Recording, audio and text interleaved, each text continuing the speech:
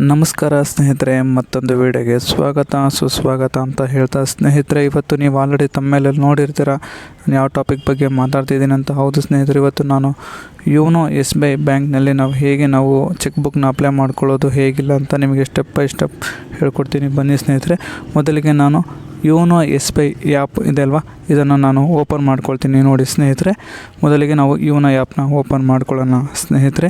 ಇಲ್ಲಿ ಏನು ಕಾಣಿಸ್ತಿದೆಪ್ಪ ನಿಮಗೆ, ಫ್ರಂಟು 6 ಡಿಜಿಟ್ ನಂಬರ್ ಎಂಟ್ರಿ ಮಾಡೋಕ್ಕಾಗುತ್ತೆ ಸ್ನೇಹಿತರೆ. ಇದಕ್ಕೆ ನಾನು MPIN ಅಥವಾ ಲಾಗಿನ್ ಪಿನ್ ಅಂತ ಕರಿತೀವಿ ಸ್ನೇಹಿತರೆ.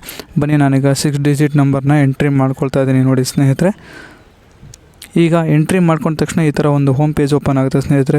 ಮೇಲ್ಗಡೆ ಕಾಣಿಸ್ತಿದೆಯಲ್ಲ ನಿಮಗೆ, ಬ್ಯಾಂಕಿಂಗ್ ಇದೆ, ಲೈಫ್ ಸ್ಟೈಲ್ ಇದೆ, ರಿವಾರ್ಡ್ಸ್ ಇದೆ. ಸೊ ಅವನ್ನೆಲ್ಲ ಏನು ತಲೆ ಕೆಡ್ಸ್ಕೊಳಕ್ಕೆ ಹೋಗ್ಬೇಡಿ ಸ್ನೇಹಿತರೆ. ಸೊ ಈಗ ನೋಡ್ತಾ ಬನ್ನಿ, ನಿಮ್ಗೆ ಎಲ್ಲದು ಪ್ರತಿಯೊಂದೊಂದೊಂದು ಇರುತ್ತೆ. ನಿಮಗೆ ಇದರಲ್ಲಿ UPI ಇರುತ್ತೆ, ಫಂಡ್ ಟ್ರಾನ್ಸ್ಫರ್ ಇರುತ್ತೆ, ಬಿಲ್ಲಿಂಗ್ಸ್ ಇರುತ್ತೆ.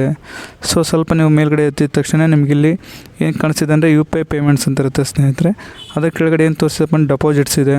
ಸೊ ಇನ್ಸೂರೆನ್ಸ್ ಅಂತ ಇರುತ್ತೆ ಸ್ನೇಹಿತರೆ. ಸೊ ನೀವು ಇನ್ಸೂರೆನ್ಸ್ ಬೇಕಿದ್ರೆ ಇನ್ಸೂರೆನ್ಸ್ ಕೂಡ ಮಾಡ್ಕೋಬೇಕಾಗುತ್ತೆ ನೀವು. ಸೊ ಲೋನ್ ಇದೆ, ಲೋನ್ ಬೇಕಾದರೆ ನಿಮ್ಗೆ ಲೋನ್ ಡೀಟೇಲ್ಸ್ ಕೂಡ ನೀವು ಚೆಕ್ ಮಾಡ್ಕೋಬೋದು ಸ್ನೇಹಿತರೆ. ಇನ್ನು ಸ್ವಲ್ಪ ಕೆಳಗಡೆ ನೀವು ಸ್ಕ್ರೈಪ್ ಮಾಡಿದರೆ ನಿಮಗೆ ಸ್ವಲ್ಪ ಕಾರ್ಡ್ಸ್ ಇದೆ ಮತ್ತು ಸರ್ವಿಸಸ್ ಅಂತ ಇದೆ ಸ್ನೇಹಿತರೆ. ಸರ್ವಿಸ್ ಮೇಲ್ಗಡೆಗೆ ನಾನು ಮೊದಲಿಗೆ ಕ್ಲಿಕ್ ಮಾಡ್ಕೊಳ್ತೀನಿ ಸ್ನೇಹಿತರೆ.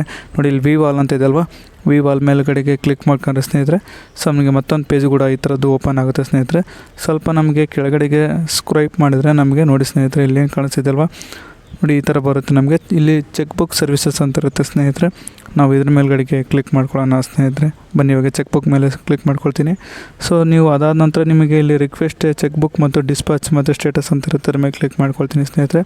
ನೋಡಿ ಸ್ನೇಹಿತರೆ, ಇಲ್ಲಿ ಏನು ಕಾಣಿಸ್ತಿದಲ್ವ ನಿಮಗೆ, 10 ಲೀವ್ಸು ಮತ್ತು 25 ಲೀವ್ಸು, 50 ಲೀವ್ಸು, 100 ಲೀವ್ಸ್ ಅಂತ ಇರುತ್ತೆ. ಸೊ ನಿಮ್ಗೆ ಎಷ್ಟು ಹಾಳೆಗಳು ಬೇಕು ಚೆಕ್ ಲೀವ್ಸ್ ಅಂತಂದು ಮೇಲ್ಗಡೆ ಕ್ಲಿಕ್ ಮಾಡಬೇಕಾಗುತ್ತೆ ಸ್ನೇಹಿತರೆ. ಬನ್ನಿ, ಇದ್ರ ಮೇಲ್ಗಡೆ ಕ್ಲಿಕ್ ಮಾಡ್ಕೊಳ್ಳೋಣ. ಈಗ ಹಾಗೆ ಇಲ್ಲಿ ರೆಸಿಡೆನ್ಸಿ ಅಡ್ರೆಸ್ ಅಂತ ಇರುತ್ತೆ, ಅದು ಡಿಫಾಲ್ಟಲ್ಲೇ ಇರುತ್ತೆ ಸ್ನೇಹಿತರೆ. ನೀವು ಏನು ಅಕೌಂಟಿಗೆ ಆ್ಯಡ್ ಮಾಡಿಸಿರ್ತಲ್ಲ ಅದಿರುತ್ತೆ. ನೋಡಿ, ಇವೆರಡನ್ನೂ ಕ್ಲಿಕ್ ಮಾಡ್ಕೊಳ್ಳೋಣ. ನೆಕ್ಸ್ಟ್ ಇದಾದ ನಂತರ ಚಾರ್ಜಸ್ ಇರುತ್ತೆ. ಸೊ ಚಾರ್ಜಸ್ ಎಷ್ಟು ಹಾಳೆಗೆ ಎಷ್ಟು ಏನು ಕಟ್ಟಾಗುತ್ತೆ ಅಂತ ಎಲ್ಲದನ್ನು ನೋಡ್ಕೊಳ್ಳೋಣ ಸ್ನೇಹಿತರೆ.